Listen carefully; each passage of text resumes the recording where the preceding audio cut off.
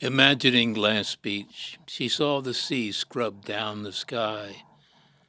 The sky sleuthed off the sea, and both so see-through the gulls couldn't help crashing into first one, then the other.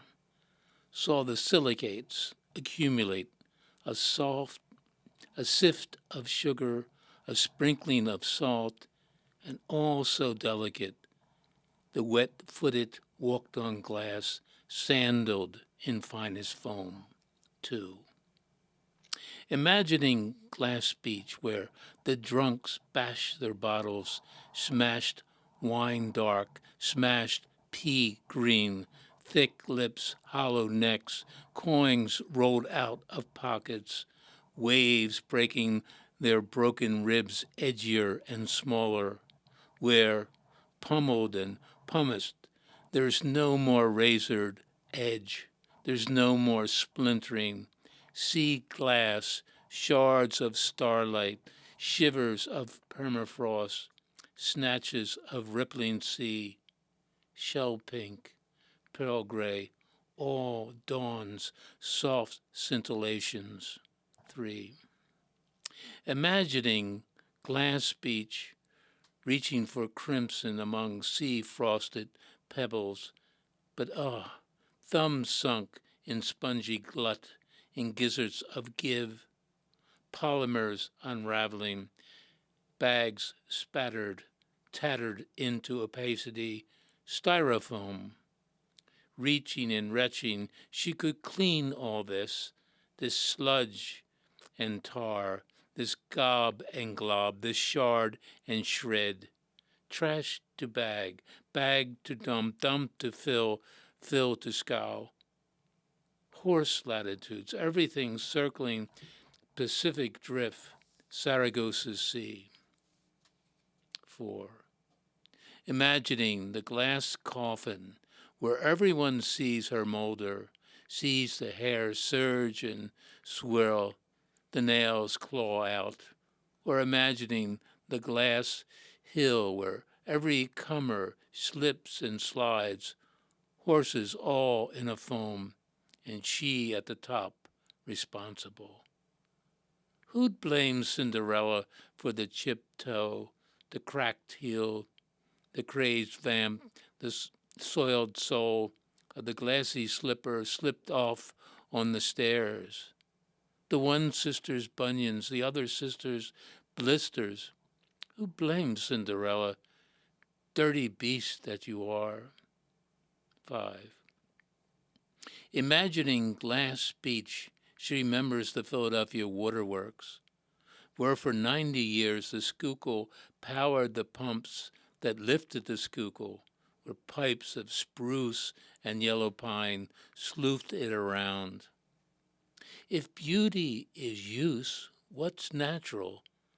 Today, at the Waterworks Museum, a glass case shows what washes up and what silts down. The glitter of all she's broken, the scum of her shampoo, long strands of her hair. Glass Beach, a poem in the collection Rough of our guest tonight, Nathalie Anderson. Welcome. My name is Charles Carr, and welcome to Philly Loves Poetry, a collaboration between the Moonstone Art Center of Philadelphia and PhillyCAM.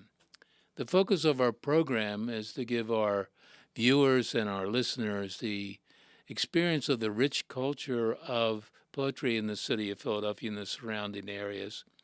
And tonight we have a very beloved local poet who has done a lot to enhance and expand the love of poetry in this city of Philadelphia and the surrounding area, mainly because for years and years and years she has run a list-serv where she promotes poetry events and other cultural events in this area.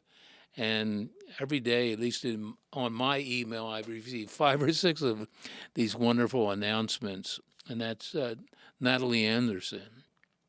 Nathalie's books of poetry include Following Fred Astaire, Crawlers, Quiver, stain, and the chapbook Held and Firmly Bound.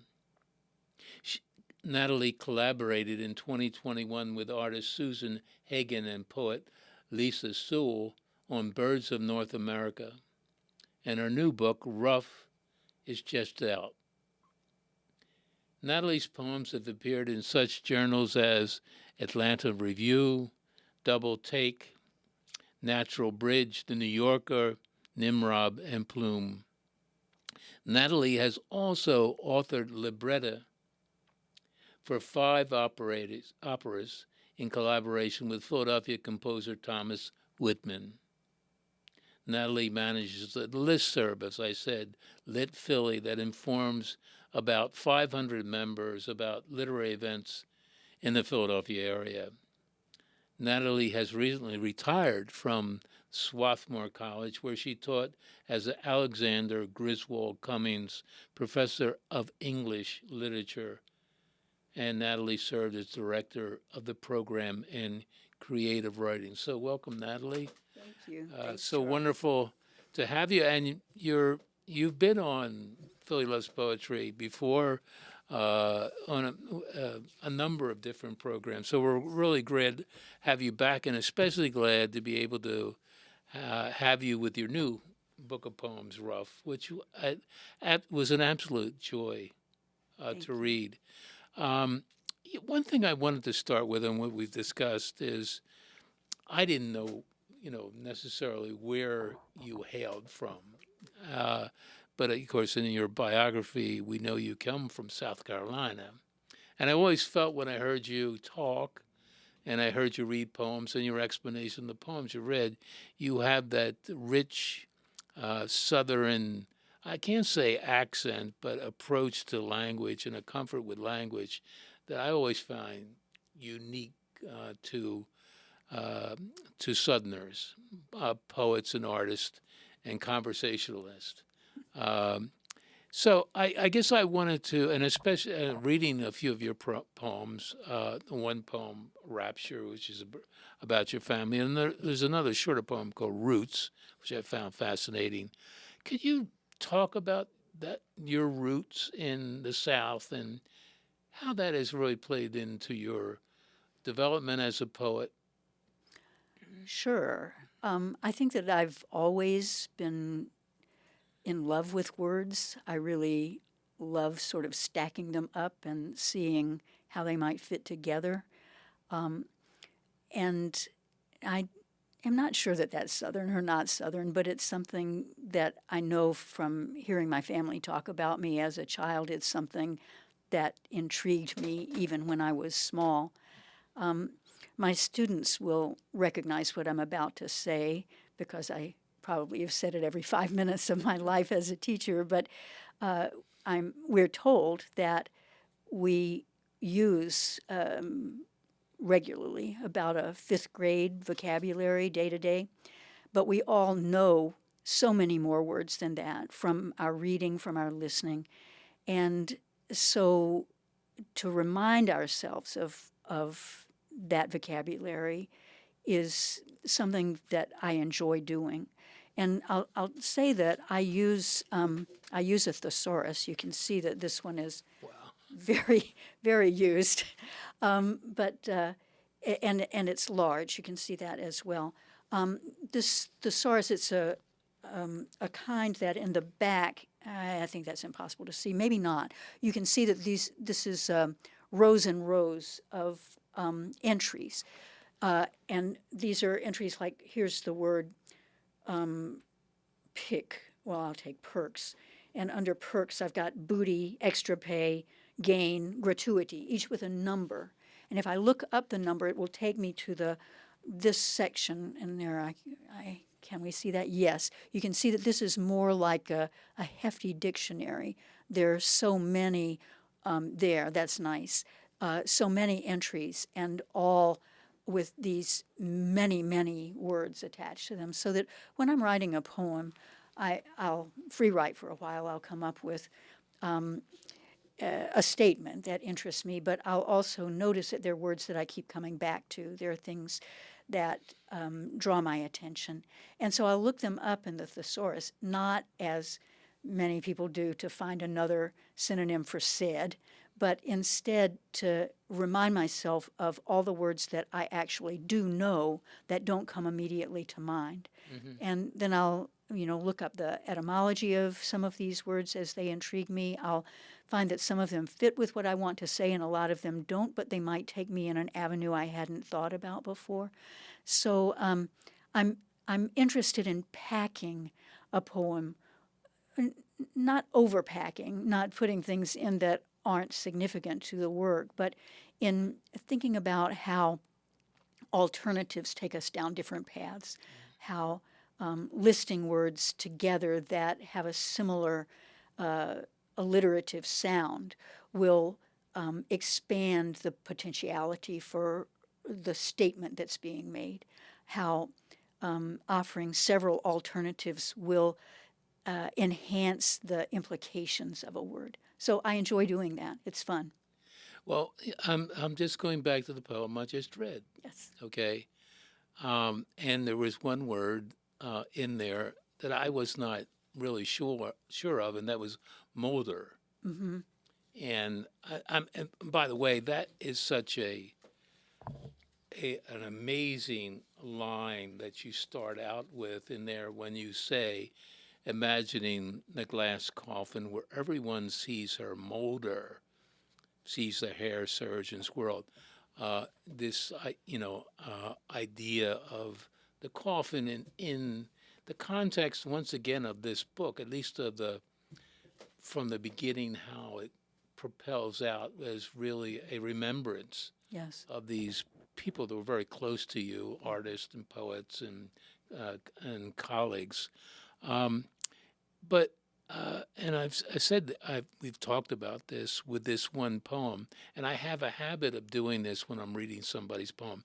There's just one poem that stops me, and it stops me in a way to say, this captures so much of what I believe this collection of poems to be. This captures so much of my admiration for the poet and what they do. Mm-hmm. And Glass Beach was that. Was that when you we just talked about that one word, but when you finish it and it's a phrase that keeps ringing in my mind, and that is, if beauty is use, what's natural? And could you explain that? I think it's a marvelous, because it just had me twirling and thinking about, what we do in poetry is, with beauty and with nature, and what we do, how we paint it and contort it and give it language and give it movement and give it a body and give it emotion. But I thought that was such a wonderful line, and especially in the context of which you were talking about the waterworks of Philadelphia. Yeah. Could you give us a little more on that? Sure. Yeah. So I'll step aside from it for a moment and say that I'm a great admirer of William Morris, the 19th century socialist and polymath and designer and artisan and poet too, who said words to the effect of, have nothing in your houses that is not beautiful or of use.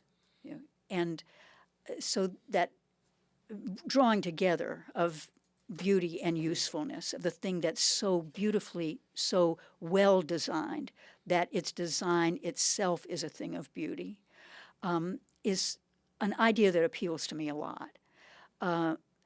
You'll recall, too, that early in this book, there's a poem that is about someone that I went to college with, where I test out some ideas of why one person is attractive to us and another person is less so, more on the attractive side than on the less so part, but to think about why it was that this particular person seemed so beautiful among the beautiful people that I went to school with. And there was something at once approachable and not approachable about her, something very comfortable and kind and available, you might say, and also something that was so exquisitely formed that she seemed like something in a statue.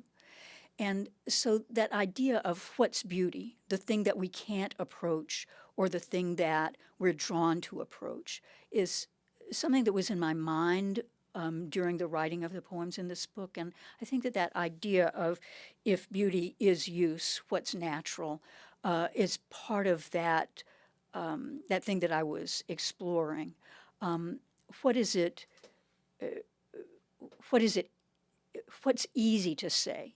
What's comfortable to say? What's natural to us? What's unnatural? And when I think about the idea of a glass beach to start with, a phenomenon where broken glassware comes up, sweeps up on the shore and is beaten into something exquisitely beautiful, no longer dangerous, no longer with sharp edges, but exquisitely beautiful, like starlight, that frosting of sea glass. And yet it starts out as a mundane bottle. It starts out as a piece of trash, something that's fallen off a dock, something that's been pushed into the sea. And there's no reason why it should become something exquisite. It could just, fall. It could just be ugly. It could just be dangerous. But instead, not through our activities, but through the action of nature, it becomes this exquisite, beautiful, valued object. And so what's natural? What's natural? Where do we interrupt the natural processes of the world? What's the difference between a piece of plastic that's going through that same process, but that doesn't end up becoming beautiful, and the glass that does? Where are we in that process? What do we add to it, or what do we subtract? Could we go back a little bit? Because I don't think all of our viewers, maybe some, know about glass speech. Yeah. I mean, I didn't, only till I looked it up, and, I was fascinated by, the photographs, Yes. of it. And I wanted to talk about, how did you encounter glass speech? Yeah, so there probably are more than one place that have this phenomenon. But I have friends who live in California who live in the Bay Area. And a number of years ago, I mean, it's been a really long time ago, when I was out visiting, we were going to various places along the shore around San Francisco that they loved, and they just wanted to show them off. And so we went to this place, this glass beach, and it's just covered with what in somewhere else in the world might be pebbles, but here are the remains of pieces of broken bottle that have been ground down to the point where they're, like about that size or smaller, and they've been scoured to the point where they've got a matte finish on them and they catch the light. So it's an amazing place. And, anything that you pick up will be beautiful. People who are in the audience who know about this kind of place will probably also recognize that jewelry makers have found these beaches and will collect the glass and then make them into earrings or into necklaces or whatever. And because you can't control the natural process, what you have is not of exact size or exact, proportions of any way. any sort. And so if you have earrings, there'll be like 3 or 4 pieces dangling down that came from different kinds of bottles and have different kinds of color to them. Right. But all of the colors are like the sea. You know, they're very pale, they're exquisite. I guess as I pondered the poem, I felt it was very much a signature of a process that you go through and other poets go through in building a poem. Yeah. Because there's so many parts to this, some glorious and some not so glorious. Yes. Of the portrait that you give us, and that's why I say I think that's why I stopped on this poem. But there was also this wonderful fascination you have with language and with sounds. When I was reading it, and just this one section where I call them flourishes. Huh. And it's very interesting that you've also done things with music when shards, shards of starlight, shivers, snatches, soft scintillations, surge and swirl. I mean, your use of that sound is really glorious for me. But this isn't the only time that you do that. You have that as a technique, and you stop. And I say, you like really revel in the sounds of these words, and you use them, and you don't overuse them. Thank you. There's a nice. There's always that economy. danger. There is a nice economy. Some people, I think, get kind of caught up and say, "Let's keep going." But especially in this poem, there is that sound, but you have to really look hard. But it works so well. Oh, thanks so much. But it's a technique and throughout this collection. Can you speak to that? Yes, I'll say that when I was growing up, when I was in high school and later, one of my very favorite poets was Gerard Manley Hopkins, who invented an idea that I guess for him had come out of Old English poetry, the idea that which he called sprung rhythm, where he's loading a line with more stresses than you would expect, and he's forcing those stresses against one another through alliteration, putting, let's say, 2 one-syllable words with a similar sort of sound right next to each other so that they kind of spring off of each other. They're like a spring. And he was very systematic about it, or said he was. I'm not systematic about it, but I like this strategy. I like the way that you can load a line with sound and can slow it down because the reader can't get those sounds out of their mouth rapidly, or can give a sort of puzzling effect of 2 things that are so similar that you have to think about the contrast between the meanings of the words that are so similar to the ear. I really like that effect. And I, as I say, I'm not systematic about it. I'm interested in words, and so as I build a poem, I'll put things together. I'll put just see what they feel like together, and we'll just keep pushing at it. And you also, there's a number of poems where you say a word, but then you take that as I said, I'll use whatever, but I meant to say. Yeah. And I think that's another fascinating. Thank you. term, which I really I haven't really. Let's say I haven't encountered.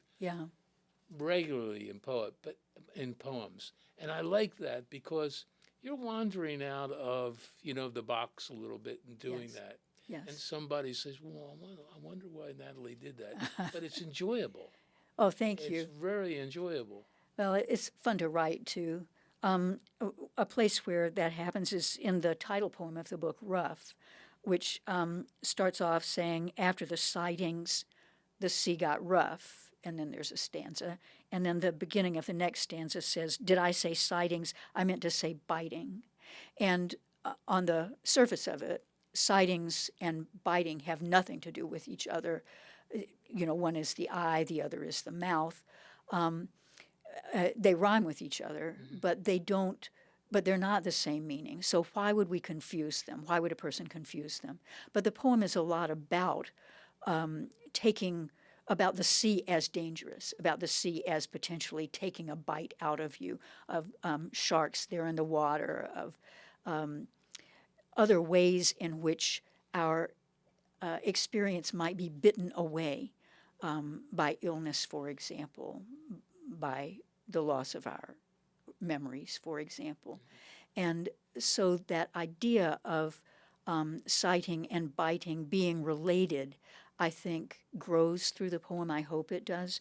And later, did I say spiky? I meant to say spiny. Yeah. And that spiny, I think of certain mollusks as having a spiky or a spiny sort of shell. So those are more closely related, maybe in terms of meaning. But then spine also suggests the spine of the human, and the idea of breakage, of, again, debilitation, and how we live with that. We live with that all the time. Just in this is the last part of our discussion before we can really listen to you read these poems, or some of your poems, is the longer poem, which is really kind of veers off, and that's still. Mm-hmm. And can you explain that better than I can? It's a yes. Well, I don't know if I can do better than you, but yeah, I can talk about it. I found it very fascinating that here I come upon this, and I was kind of shocked. Well, I'm planning to read a couple of sections of that poem. This is a poem that comes in the center of the book, and I don't know that there's a thematic reason why it's there. It seemed like a good place with what was before it and what was after it. I'm not sure that I would call it the central thematic heart of the poem, which is often what comes at the center. But it was a really interesting experience for me. I have a friend, Gary Nakamoto, who's a photographer and who likes to do extended exposures, and extended exposures in social settings. So a favorite sort of project for him or experiment for him is to train a camera, this is a still camera, to train it at the audience in a movie theater, and then to set it up so that the exposure goes on for the whole length of a film. So we're seeing the audience as if the film were looking at the audience, which is an interesting idea. So I was able to attend one of these events, which I'll talk about a little bit more when I get to this point of reading. But what I tried to do was to do in writing what the photograph was doing visually. I was trying to get down what was happening on the page. And part of that was seeing what was happening in the restaurant where we were. We're actually outside, but tracing, what people were having to eat, what you could see at certain moments. And then, because we were watching a film, tracking what was going on in the film. And that led me later to find out more about the actress who played the main character in this film, who was a fascinating individual. And her name was Tura Satana, and those of you who know your film will recognize that this was Russ Meyer's film Faster, Pussycat kill, kill, which I had not seen before, and it was really fascinating, a really fascinating film. Uh, B movie, C movie, D movie, I don't know, but yeah, it's nevertheless fascinating. And Tura Satana had a very difficult life and triumphed over it. And I feel that desire to be seen, which is the way that I frame this, how in an extended exposure an individual could be seen. How to be seen takes me to her. She deserves to be seen. Yeah. She needs to be seen. Well, you know what was fascinating about that? I knew nothing about her. Mm-hmm. Okay, so therefore I went off and I read. Yes. I Googled her, and I mean, what a life that she had, yes. and so many dimensions to her yes. life. Yes. And here is another, fascinating story of a woman. Mm-hmm. Overcoming, but I mean the roles that she played, not just in those movies, but in other parts of her life, what she accomplished was. I'm glad you did it. Well, thank you. I'm really glad you did it because it was an education for me to find this out about this fascinating woman who was more than an actress. Yes. Yeah. So we're at that magical point where we are going to sit back. And we're going to listen to you read your poems. Well, thank you so much, Charles. It's a pleasure to talk about the poems and a pleasure to have the opportunity to read them. I hinted at this. I'll sort of state it outright. This was a book for me that began in sorrow. When during a short period of time, about a year, a number of my close friends died. And our society doesn't have a place for that, an easy place for that. If someone in your family passes away, it's a sorrow that everyone recognizes. If your closest friend in the world leaves, then no one really notices or knows what to do about it. And so I was struck by that and tried to live through some of that mourning in the poems that begin this book. But as I put the book together during the time that I had been writing these poems, I was also writing a lot of other sorts of poems, and I realized that a lot of them were about the roughness of the world more generally. And thinking about that roughness, about how we all live with roughness, I started to think about the responsibility that we bear for the roughness and for ameliorating the roughness. And I can't say that the book comes right out and says, and you should be this sort of person, you should do this or whatever.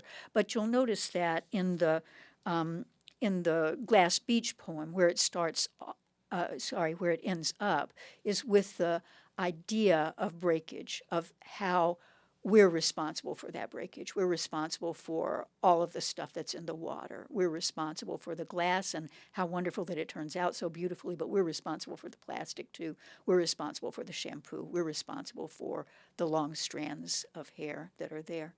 And while we don't blame Cinderella for what she does to her shoe or what she does to her stepsisters, we could bear some blame for what ends up in the water. So and that's on my mind. So I thought that I would begin by reading a couple of poems that sort of work through this this range of things that I see going on in the book. And then I would like to read some poems that play around with time some, and then we'll see how the time goes. Okay, so here's a poem that's about loss. It's called The Vanishing. I think a number of people in our audience will have heard this poem before. It came to me, the poem began to develop after the death of my closest friend from high school, who was still my friend at the time. And as so often occurs when we're not living in the same space as people that we know, have known in our past, we we were in touch a number of times a year, but we weren't in each other's pocket. And so she died, and I didn't know. And that's now been true of a number of other people in my life, and so this is a poem about it. The Vanishing. What can I say? You fell from my hand. I was looking aside. I was looking askew. I left you behind. It happened that fast. I flung out my hand. You flew who knows where. Like my bank card at Heathrow, like my sweet turquoise ring, you fell from my hand. I felt nothing at all. I retraced my steps, kept my eyes to the ground. Half the bankers in Philly knew my loss before me. My sweet turquoise ring I bought for myself when I was 13. You were with me that long. I flung out my hand. My fingers had thinned. I shook back my hair. You slipped down the drain. Rain falling on water, mist rising to air, ice melting to nothing. Like that, you were spent. How could I not know when you ran out of heart? I turn up my palms. What line have I cropped? In Brooklyn, you fell. At Heathrow, at home. I was walking along. I was looking away. I was counting my cash. I was counting my rings. Like God counting his sparrows, I was counting on air. So I'll next turn to a poem called Who's This Philistine? And I'll say a little bit about this before I start reading it. I have a series of poems that's called Strong Man, where I explore the way that we use that term, sometimes to refer to a culture hero like the strong man Hercules, who we admire, sometimes to refer to, say, a warlord or a dictator. So in this continuum of strong men, I'm particularly intrigued by the figure of David, the biblical David, the boy who fought the giant, the strong man Goliath, and yet turned into something of a strong man in a negative sort of way himself. When I wrote this poem, which is a fair number of years ago now, I saw David as not unlike the young Palestinians who've grown up under Israeli occupation. Another steep irony, I felt, deep irony. This isn't a poem that takes sides in that conflict, but rather sorrows over its proliferation of strong men on either side. But I'll tell you that much of the language in this poem comes directly from the King James Bible, the King James translation of the Bible. So, who's this Philistine? Who's this Philistine? For a 90-pound stripling raised up from the camps, sand flung in his face, ash blown in his eyes. Anyone that stand up would seem 10 feet tall. Anyone that armored would seem brazen. Anyone that rank would seem mighty high and mighty. Who's this uncircumcised Philistine? You can't help comparing. The staff of his spear, a weaver's beam. The heft of his coat, expansive with lashings of shekels of brass. Cocksure, flagrant. A kid who's that decided needs no persuading. Am I a dog? When you've ranged where he's ranged, scrapped where he's scrapped, you know a jackal by its rendings, know a raptor by your hackles, know an infidel for an infidel. Am I a dog that you come at me with staves? Grown stringent and stringy as a goat, he'll catch the lion by its beard to shame his brothers. He'll champion the king to shame the king. He'll cast the first stone. What is my sin?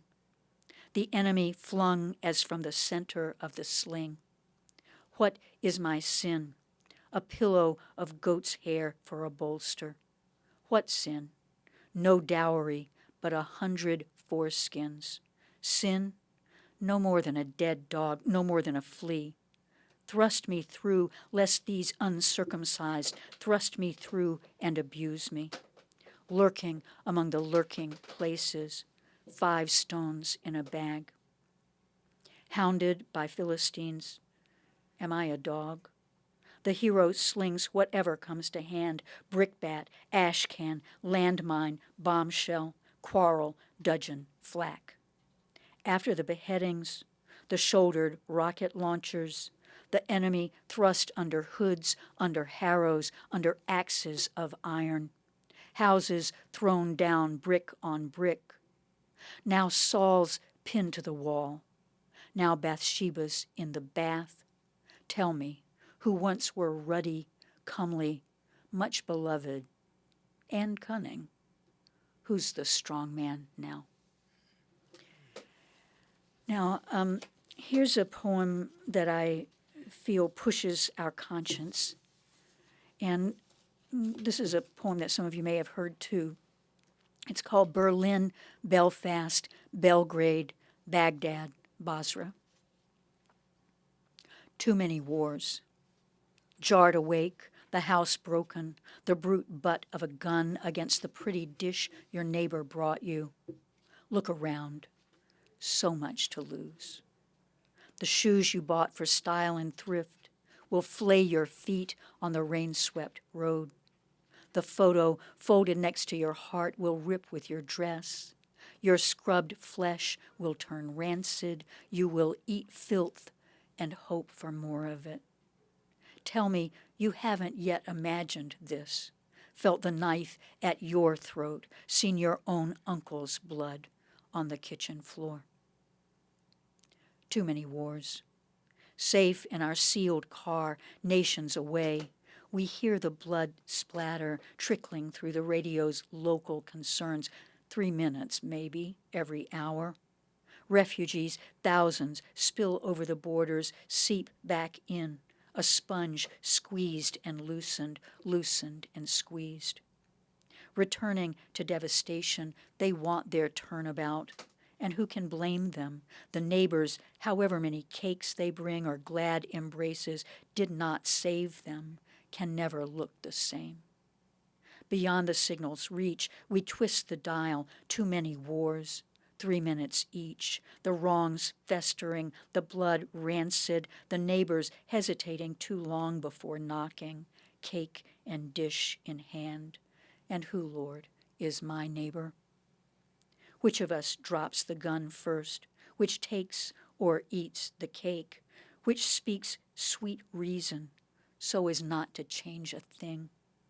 Unmarked ourselves by knife or chilling blood today. No one we know cowering in the roadside ditch as our car whips by. We twist the dial as tourists do, just neighbors. Okay, so now I'll change a little bit and move towards the topic of time. How the past can't foresee the present, the present, but also the future, yet inexorably gives rise to it. How, though we can see the present growing in the past, we can't easily stay aware of the innumerable individual lives that together have resulted in our reality or have constituted currents antithetical to our understanding of it. So those ideas were in my mind when I wrote this next poem, which is called Cavalry Maneuvers, Camp de Chalon, 1857, which is after a photograph by Gustave Le Gray. And I'll say that I had the great privilege of working for a while as the writer, the poet, in residence at the Rosenbach Museum and Library in Philadelphia. And this photograph I saw in one of their exhibitions, so it was written for the Rosenbach. And it's a longish poem. It's in 3 sections. And the photograph shows a great field. There's not much on it, and then there are people on horseback who are doing maneuvers. 1. Caught edging the line, where dark outfaces light, where earth squares off against the sky. These horsemen constitute our horizon. Beyond them, we can't see. A grove of soldiers, high-horsed and high-hatted, pruned all to the same height, so disciplined their silhouettes stand sentry still. 2. Nothing like, of course, from where they sit their saddles. Each man's his own center. Stark sky, black plain extend around beyond him, vista vast on every side, and the far hills, no indeterminate smudge, arrest and rest his eye with gold, red, violet, green. Leather creaks and horsehair bristles. Underneath his uniform, he chafes, he sweats, he itches, needs to piss. Flies blurt up from the horse shit to nip at his neck, and you can bet he curses. Last night's cheese and garlic thickening his tongue. A toggle's loose on his jacket, the flashed braid fast unraveling, and he's counting on his fingers, thinking, hélas, thinking, combien. Girls like him, like the uniform, the felted surge of it again today, soaked through with sweat that stiffens as it chills. Maneuvers. His turn's coming. The horse beneath him quivers, whickers. Under the massed fur of his hat, the hair's matted flat and likely lousy. Before him, the cadre wheels, halts. Chalk pounds up, dusty as a schoolroom. 3. 8 horsemen to the left maneuver smartly. 20 to the right stand fast at fixed attention. 2 officers direct, observe, review. Not one of them can see what's coming for them. Rout or Pyrrhic victory, dysentery, cholera, bullet, bayonet, or bomb, the trenches, occupation, Algeria, Dien Bien Phu. 150 years gone by, and each its own disaster. They have no idea we're watching them, knowing what we know. But look, at the center there, some scout, some message boy or loose lieutenant, turning his back on black and white divisions, hazes off forever, beyond our capability to imagine him. So let me check the time. Okay. I mentioned that at the center of this book, there's this long poem, Still, and I've talked a little bit about the extended exposures that that brought me to it. Let's see if there's anything else that I need to read. No, Gary Nakamoto is, again, the name of the artist. So I'm going to read a couple of early sections in this sequence when Gary is setting up the shot, and then the very last section. Still. 1. There's a trick to these long exposures. You can't move if you want to be seen. My friend tells me this, not Gary. Gary's at the wheel. Gary's surfing the lanes. Gary's somewhere out deep. My friend's gone along for a lot of these shoots. Here's what he does. Settles himself for the length of the shot, which is to say, the length of the film. You'd think, my friend says, we're all passive watchers, caught up by the screen. But no, we all blur. Even the lovers, wrapped in the back row, move constantly, their faces over each other, nudge aside the collar, glide the hand through the hair.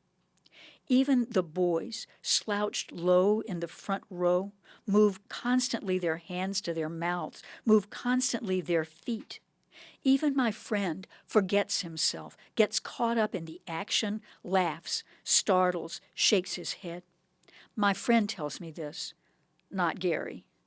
Gary keeps his tricks to himself. Part 3. Gary's hunkered down at the patio's edge, watching the test pattern, figuring angles. He's got to see what the camera will see. Not only our feet, not only the moon's slow streak down the sky. We'll be watching the film, all eyes and teeth and glitter. We're what the film would watch if it weren't wound up in itself, if the film had eyes.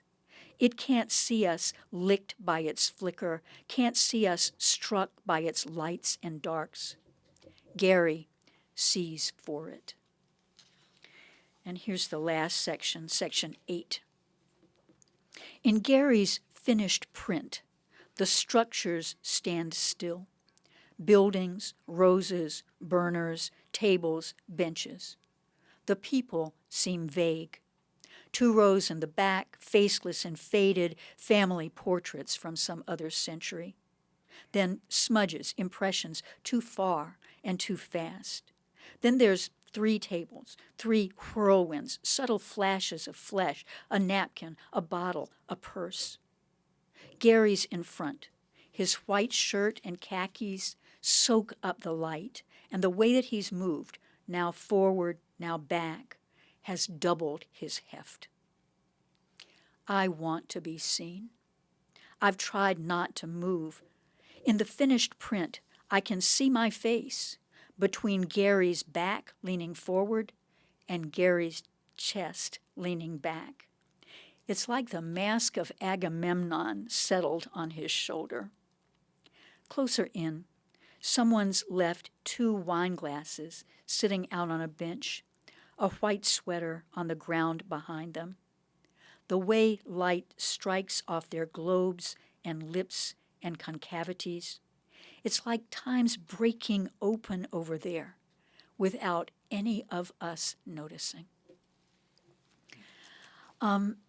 So let's see about my time. I'm going to slip away from this issue of time and go to this the series that Charles mentioned earlier, Rapture, and I'm going to read a poem from it called Brother. And I need to tell you a little bit about this series too. I am interested, fascinated by this thing that occurs every now and then in our society where a date comes up that some sect or other has decided is the end of the world, the end of time, the beginning of the apocalypse. And people who share this belief will leave their homes, will give up all their goods, will disperse all their money, will go sit on a hill somewhere waiting to be enraptured into the heavenly afterlife. This is bizarre to me, a bizarre idea. I decided that I would like to invent a family, so it's not so much my family, invent a family that might share this belief. So the series has a sister, a brother, a mother, and a father who each long for the apocalypse for their different reasons. And I'm going to read you the brother poem, which unfortunately seems kind of to speak to our times, I guess I would say. It has an epigraph, Terrible Swift Sword, which comes from the Battle Hymn of the Republic. This is a boy, I would say this brother, is a boy of kind of junior high school age, and he loves superheroes. But I'll also tell you that just about every line in this poem is lifted from one of the hymns of my Episcopal childhood. Okay, brother. Kapow, he's down. Kablam, he stands. No beast prevails against him. The 7 hells can't hold him. That's Jesus. That's my man. Wars and rumors of wars, copters and Humvees. He smites them, rapid fire. He trumpets up a storm. Zwoom, that's his incoming arm. And he tramples out the grapes of wrath. The heads of Satan's host bust open, squished to muck. The serpents crushed beneath his heel. Be jubilant, my feet. My soul's on guard. I'm girded, I've got my armor on. 10,000 foes. I know the drill. Watch and fast and fight, wrestle and fight and pray. And his tongue's a sword. Did you know that? If he sticks it out, he spears the foe. Nya, take that, you bully. But the foe has hair like arrows, shakes his head, and zzz, they fly. My man Jesus licks them right out of the air. How cool is that? And his eyes are flame, blasting that prince of darkness. Though he with giants fight, he raises just one fist to squeeze them small, his knuckles burnished rows of steel. His blood-red banner streams afar, blood rain falling into bloody seas, blood rising high as a horse's bridle. End times, the last dread hour. Fling open wide the golden gates and let the victors in. Yeah, I want to meet the Lord in the air. I want to smite the nations, the abominations. When the roll is called up yonder, you bet I'll be marching as to war. So, time for one more, you think, or not? Okay, let's see. Okay, I'm going to read the title poem, Rough. After the sightings, the sea got rough on us, shale fallen to scarp and shoving down, shunting against itself, scathing and carping, flints striking flakes off each other, sparking white, black, white. Did I say sightings? I meant to say biting.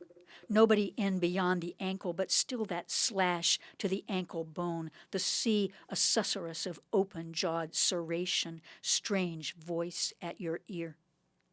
Whatever we glimpsed out there hid itself in potentia, flexing its muscle under the water's skin.